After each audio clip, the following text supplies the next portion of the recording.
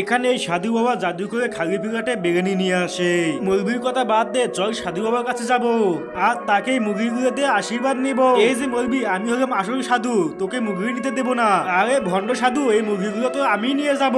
এটা বলে জাদু করে তার পেলেট তো গায়েব করে ফেলে দেয় আর সাধুর হাতে থাকা পেলেট নিজের হাতে নিয়ে আসে। আরে আমার মনে হয় মৌলভীর কাছে যাইতে হবে, তাহলে মৌলভী আমাদের বাচ্চাকে ভালো করে দিতে পারবে। এই যে পণ্ডিত, তোর বিরিয়ানি এখন আমার হাতে, এইবার কি করবি? আরে মৌলভী, আমি এটা তোকেও খেতে দেব না, তবে রে আমার সাথে বিয়া দিবি, দেখ এইবার আমি কি করি। জাদুই আয়না এই হারামখোরের আসল চেহারা দেখিয়ে দেয়, এরপর তো সেই সাধু বাবা গাদা হয়ে যায়। আরে মৌলভী, তুই আমাকে গাদা বানিয়ে দিবি, এবার দেখ তোর কি হয়। আর এইসব ঘটনা সেই লোকগুলো দূরে থেকে দেখছিল। এরপর তো তারা দুজন মিলে অনেক ঝগড়া লেগে যায়।